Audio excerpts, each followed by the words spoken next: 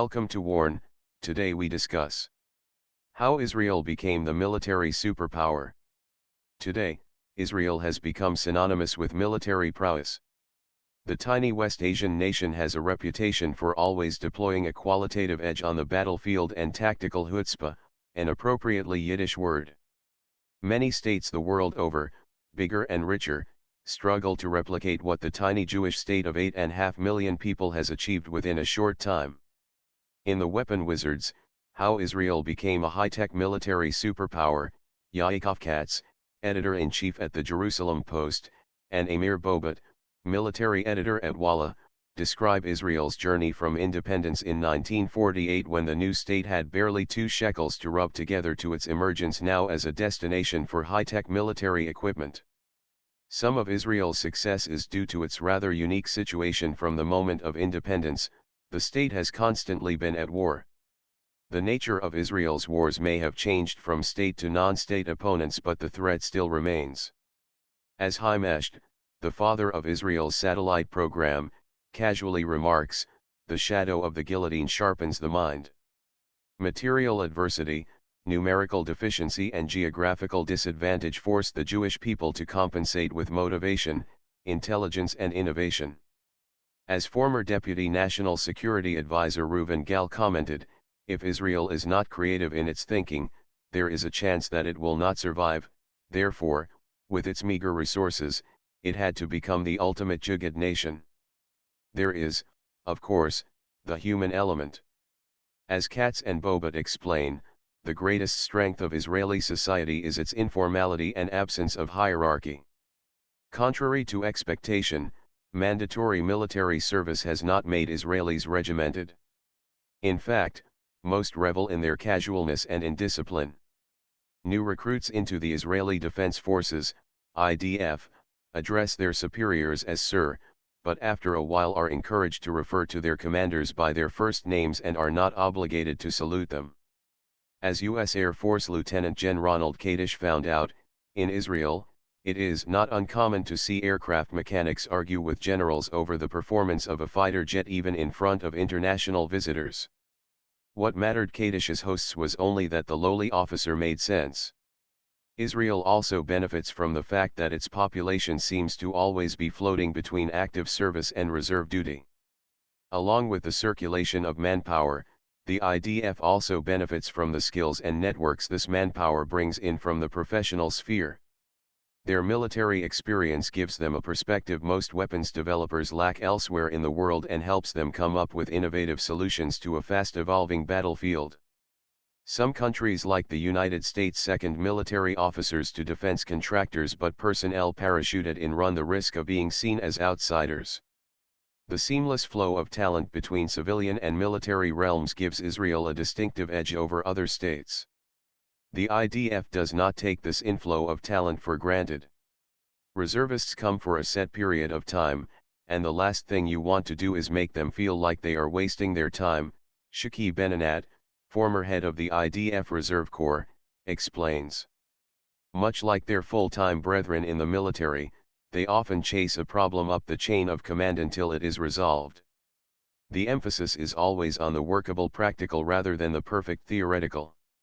Harvard graduates might get a first-class education and a doctorate, but it is all theoretical. In the IDF, soldiers get a doctorate in life, David Iviari, a former commander of the Israeli Air Force, told the authors. The Weapon Wizards is thematically divided into chapters around certain technologies, weapons platforms or tactics. The book begins with the smuggling of arms for the fledgling state of Israel in 1948, when no one except Czechoslovakia was willing to sell it weapons. Even government officials were involved in the web of deceit Israel wove to acquire precious weapons and technologies that could hopefully be replicated at home. The United States, Britain and France had put an embargo on arms sales to Israel in the hope that it would produce restraint in Moscow from supplying the Arab states with weapons. The new state was incredibly blessed with talented immigrants such as Yosef Avidar, Lou Leonard and Shimon Persky during this period, who were skilled warriors, administrators, technicians or diplomats. More importantly, that the talent was put to proper use and not allowed to wither away and die under the burden of an overly cautious bureaucratic and political class. It was clear to David Ben-Gurion, the nation's first prime minister, even as early as 1950, that material advantages were fleeting and that his country need qualitative superiority over its enemies. The doctrine of defense and state of armed forces, which the Prime Minister scribbled down during a vacation at Sde Boker, serves as the basis for Israel's defense policy to this day. Katz and Bobot dedicate further chapters to Israel's development of drones, the adaptive armor of the famed Merkava tanks, the birth of its satellite program, ballistic missile defense and computer viruses. The Weapon Wizards also discusses targeted assassinations and Israel's practice of winning friends or purchasing diplomatic favors through the sale of arms. Readers would find it eye-opening to learn how much effort the IDF puts into reducing collateral damage during its raids on terrorist cells or assassination missions. Contrary to the general media coverage, the IDF has developed technology and tactics that would limit civilian casualties. It has been the experience of Israeli drone and fighter pilots, however, that civilians volunteers are forced into acting as human shields. In some cases, Israel has had to even call off its strikes. Israel's emphasis on self-reliance comes from even before independence, when the Jews of the Fertile Crescent learned the hard way that they had no friends. Even the United States, considered to be the Jewish state's closest international friend, has refused to share intelligence or supply weapons to Israel more often than is commonly known. Perhaps one of the most egregious cases was when Washington turned down Tel Aviv's request of satellite imagery of their region in 1973 to confirm intelligence reports that their Arab neighbors were planning an invasion. The Yom Kippur War started a few months later, causing the greatest loss of Jewish life since the War of Independence. Readers will be relieved, however, to learn that Israelis are not some sort of Übermensch, despite the lax hierarchy, culture of innovation, and the pressure to survive. Even the Israeli establishment has plenty of cautious status quoists who are always ready to fight the last war. The drone program, for example, originally conceived to peek over the massive sand dunes Egypt had constructed on its side of the Suez Canal, was shelved in the early 1970s, and it took the disastrous Yom Kippur War to reactivate it. The story of the satellite program is similar, with the possibility of peace looming by the end of the 1970s. Israel would lose the Sinai buffer zone. In that eventuality, the Israeli military wanted a way to keep an eye on its former foe's military without violating its airspace. Considered too expensive and a luxury a cash-strapped military could not afford, the top brass refused to sanction any money for the project.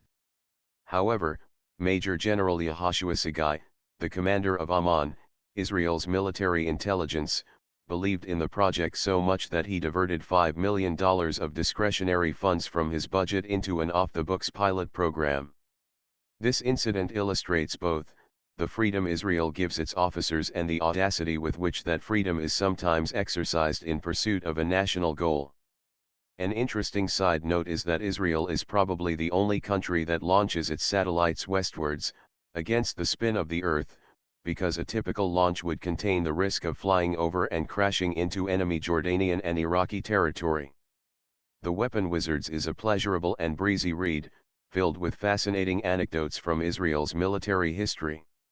However, scholars who study Israel might have preferred a more rigorous analysis of a couple or even a single project, spanning from conception to deployment. Such a story has the benefit of revealing the underbelly of the entire process and not just the pleasant, superficial elements of what must have been heated debates and technical challenges. Indian Air Marshal Philip Rajkumar's The Tejas story, the light combat aircraft project, though not as smoothly or captivatingly narrated, is one such example. It would also not be wrong to accuse Katz and Bobot of producing what is essentially cheerleading for Israel and its military. This is not to take away any credit from the authors or from the subject of their book, who have painstakingly built their much-deserved reputation. However, a couple of chapters dedicated to bad ideas, good ideas that were shelved, or good ideas that could not be technologically achieved would have presented a more realistic image of the Israeli defense establishment as well as give readers a better understanding of the several political, technical, tactical, bureaucratic, and economic challenges faced. Nonetheless, The Weapon Wizards is an enjoyable read with engrossing tales that offers interesting insights into the Israeli mind. Something that has been on my mind recently is the sense of purpose and nation that undergirds successful, stable states. If readers ponder past the personal accounts framed by specific projects, there is much more to learn from a tiny West Asian nation that is barely larger than Nagaland. Thanks for watching. I hope you like this news. Please share your views in comment box. Please like and share this video. Press subscribe button and bell for auto update to you regarding my channel World Action and Reaction News. Warn.